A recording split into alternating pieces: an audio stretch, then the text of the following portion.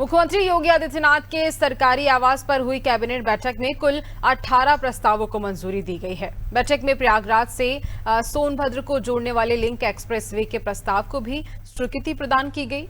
इसके अलावा उच्च शिक्षा विभाग के 3 अहम प्रस्तावों पर भी मोहर लगी है। उच्च शिक्षा विभाग के अनुसार शैक्षणिक सत्र 2025-26 में उत्तीर्ण होने वाले मेधावी छात्राओं को प्रोत्साहन के रूप में स्कूटी उपलब्ध करवाई जाएगी। इसके साथ ही छात्राओं को 5 लीटर पेट्रोल और हेलमेट भी दिया जाएगा।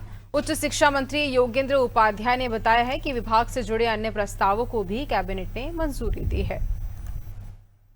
बैठक खत्म हो चुकी है और उच्च शिक्षा विभाग में 3 प्रस्ताव पास हुए, जिसमें छात्राओं के लिए बेहद महत्वपूर्ण पास हुआ है, उनमें स्कूटी मिलेगी। सर, क्या प्रस्ताव था? ये छात्राओं को बड़ी सौगात है।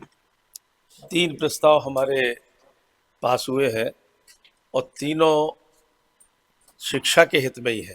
पहला, स्कूटी वितरण की जो योजना हमारे बजट में, संकल्प पत्र में थी, उसको बजट में लाना, जिसमें कि जो भी संस्थान हैं उनकी टॉप 5% जो छात्राएं होंगी उन सबको स्कूटी सरकार देगी।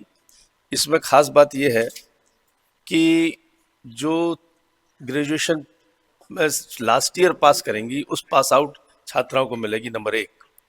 दूसरा, जिन परिवारों की आय 12 लाख से कम होगी उन परिवारों को मिलेगी।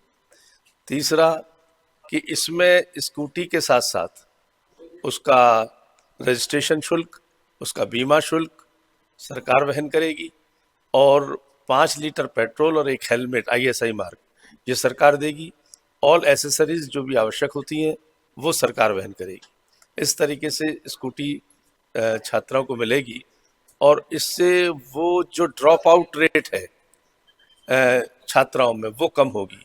दूसरा, शिक्षा का संबंधी प्रस्ताव था भारतीय ज्ञान परंपरा का विस्तार करना और नई पीढ़ी को उससे अवगत कराना, क्योंकि हमारी भारतीय ज्ञान परंपरा बहुत समृद्ध है, बहुत सशक्त है, लेकिन विस्मृत हो चुकी है।